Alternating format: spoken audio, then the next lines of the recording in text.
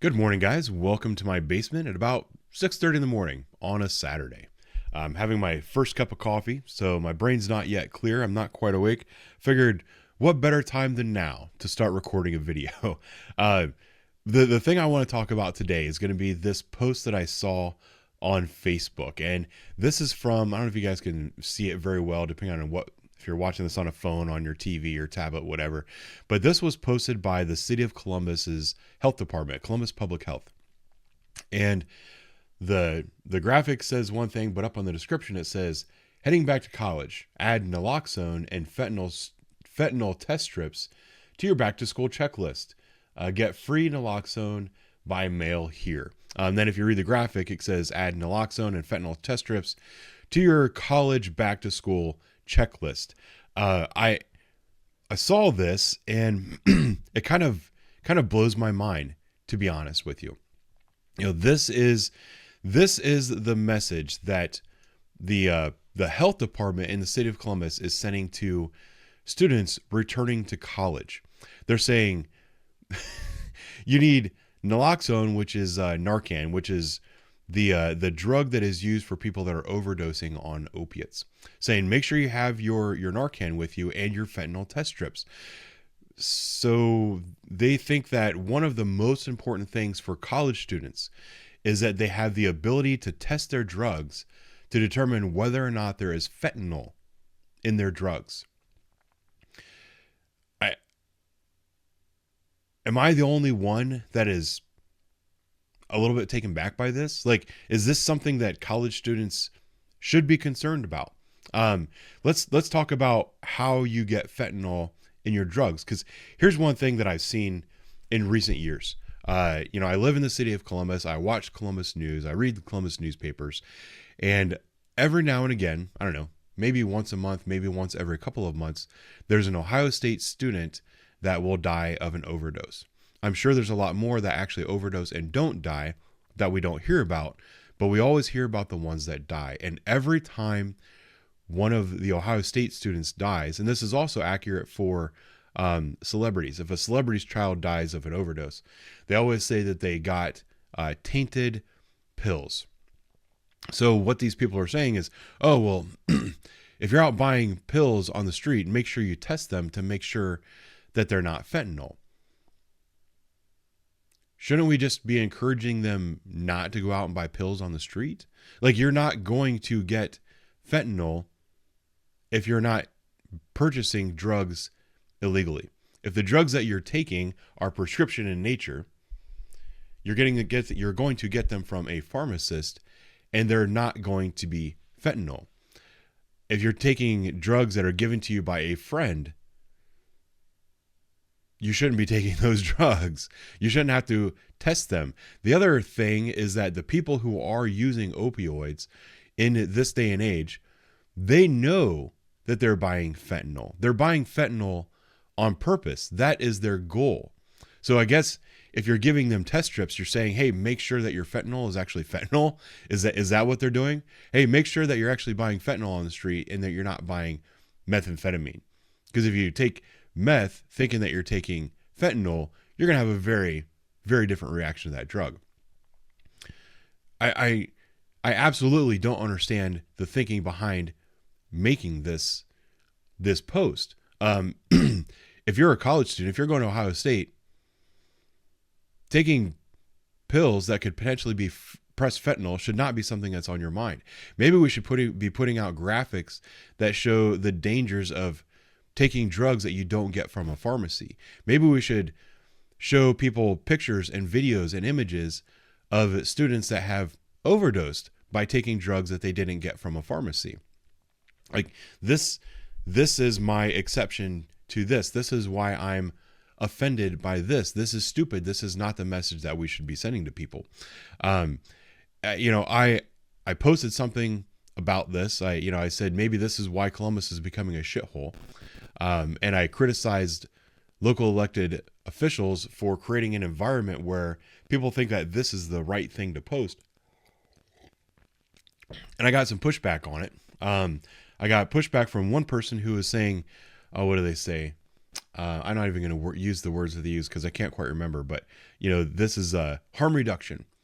DARE doesn't work. ASUS doesn't work. We need harm reduction. Well, I get that to an extent.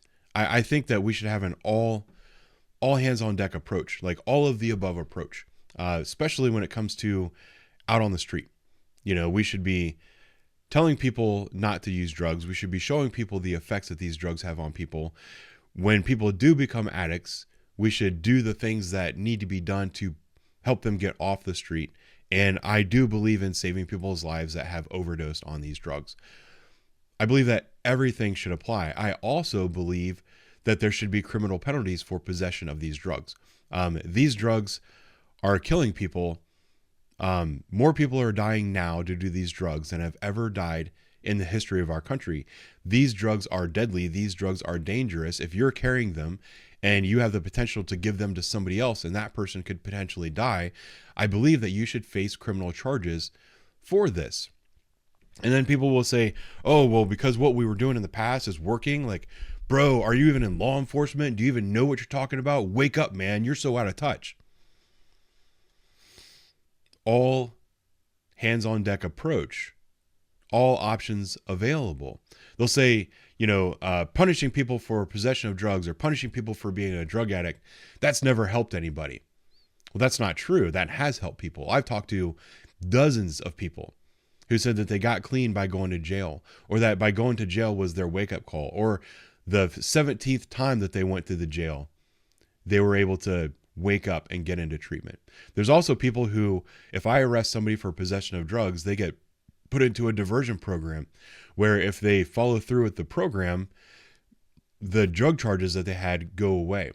So some people need that kind of level of force to get them through a program. There's other people that they need like love and support and coddling.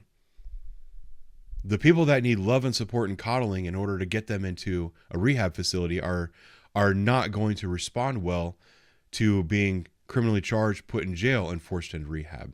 The other way around is those people that need to be forced into rehab, that need to be arrested, put in jail, put in handcuffs, have their freedom taken away, they do not respond well to this love, affection, and coddling. It's important that we have an all hands on deck, all options available approach. This is not what we're doing these days. And people, I'll go back to where people say, well, the approach that we were doing for so long doesn't work. The war on drugs is the biggest failure. Incarcerating people for having a drug addiction is not the way to go, blah, blah, blah. Well, here's the question I have for you is, why is it so much worse now than it was before? If what we were doing before doesn't work and what we're doing now does work, why is it so much worse now than it was before? Here are the numbers. These are the number of people overdosing in the United States over the last, this is from 2019 to 2021. I can tell you that 2022 was an even worse year than 2021. Why have the number of overdose deaths since 2015 doubled? At what point in this timeline do you think it was that we stopped enforcing drug offenses to the same level that we did previously? With my experience, it was somewhere in this 2013, 2015 area. It was the amount of like quote unquote police reform and criminal justice reforms that were ushered in a large degree by the Black Lives Matter movement. That was in I think it was 2014. That's when Michael Brown was shot, right? That was the major crescendo for the Black Lives Matter movement. And that was a movement that affected more than racial policies. That was a major criminal justice reform movement. And along with that became the way we handled drug offenses. I can tell you beyond a shadow of a doubt that the way I, as a police officer, have been instructed to handle drug addicts has changed. The way the courts have been handling drug addicts has changed significantly. And for some reason, over that period of time, drug overdoses have done nothing but continue to rise. Why is that? There's not only the possibility that arresting somebody, charging with a crime, putting them in prison so that they can no longer use these drugs, they will not die, and then a certain percentage of those, when they get out of prison, will be clean and they will not go back to using those drugs. There's also the idea that you have children and teenagers who are on the precipice of beginning to use those drugs. They might want to go out and party and they might want to experiment with these things. But if they see that you can actually go to prison for using these, there's a certain percentage of those children who will be dissuaded from using that drug because they know that it's very serious. It's so serious, in fact, that you can go to prison for doing it. We need to have an all options available approach if we want to be serious about stopping this. And then people will say, well, you're out of touch. You don't know what you're talking about. You're just a cop.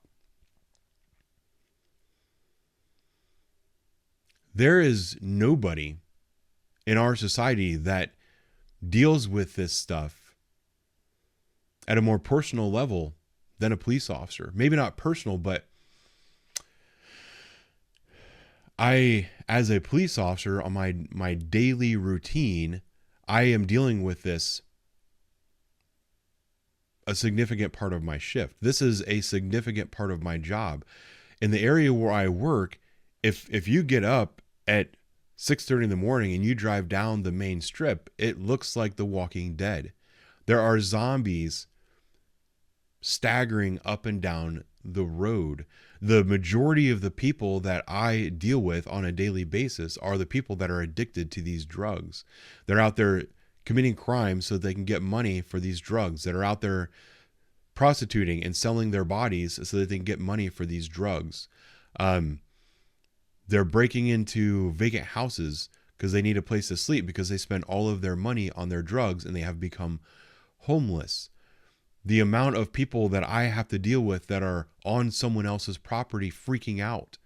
Maybe they crawled into some old lady's backyard and started to overdose, or they're just sleeping on somebody's back porch, or they're breaking into cars, flopping around in the middle of the road, going to a trash can, taking everything out of the trash can and throwing it in the road.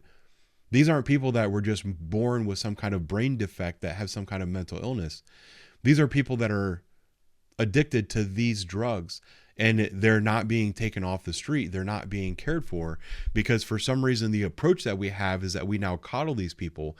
We love bomb them. We tell them that they're okay just the way they are, that they have a disease, that it's not their fault. And we'd say, you know what, you should really consider going to rehab. Now, there's even a push from a lot of people that think you shouldn't even mention rehab to these people. Because if you mention going to rehab and getting themselves clean, all you're going to do is push them away. You know, I fully understand there's this concept of tolerance. And they say, oh, you're intolerant and hateful. The people that say that don't understand what it means to be tolerant, and they don't understand what it means to love somebody.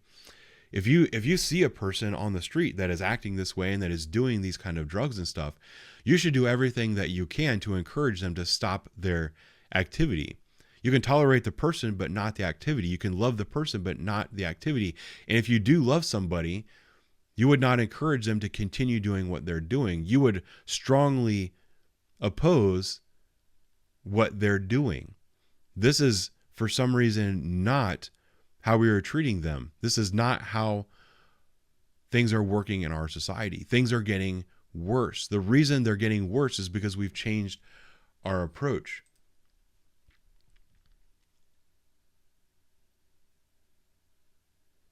The reason more people are dying today from drug overdoses than ever before in our history is because this is our approach to combating drugs.